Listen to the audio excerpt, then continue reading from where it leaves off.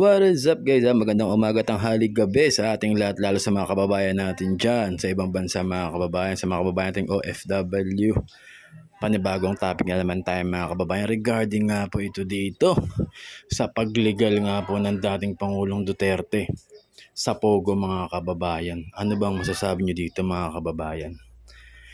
Ito nung niligal ni dating Pangulong Duterte itong Pogo, dagsaan nga po ang mga Chinese national mga kababayan dito sa Pilipinas. Grabe, di na natin alam kung paano sila nakakapasok o legal ba ang kanilang pagpasok dito sa bansang Pilipinas. Gaya nga po nito, ito nga pong Banban Tarlac Mayor na si Alice Go o mga kababayan.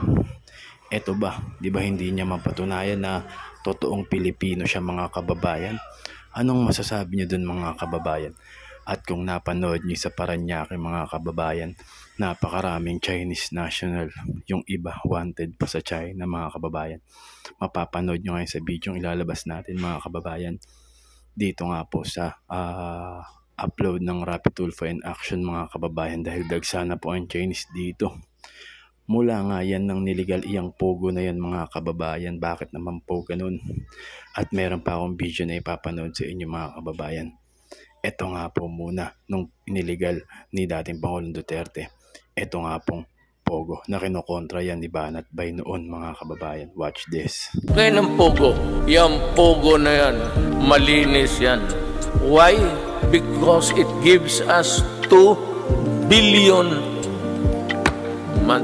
2 billion. Alam mo, etong mga Pogo na to, they know kung paano nila lulusutan ng batas. Panawagan ko sa gobyerno na ito, iban nyo ang Pogo. Kasi yan ang salot ho yan eh. Yan ang pinaka-ugat ng salot ng Pilipinas. Ban Pogo.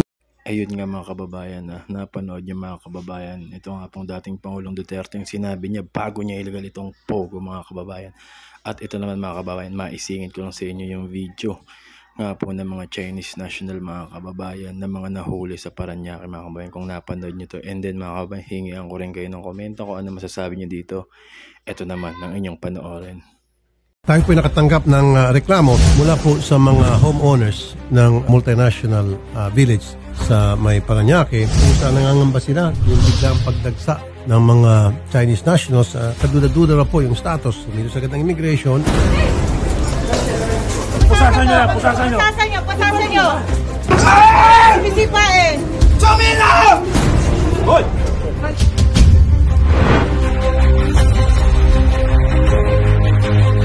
What's your purpose to doing that? Because we are immigration and this is the Philippines. This is not China. Now you have to go with us and follow our rules. 37 bale, itong lahat ng nahuli natin nung isang araw. Ito po ngayon ay humaharap sa mga deportation charges because of the violation of the conditions of their stay. And eventually po, pag natapos po yung deportation case na, they will be deported and blacklisted from the Philippines.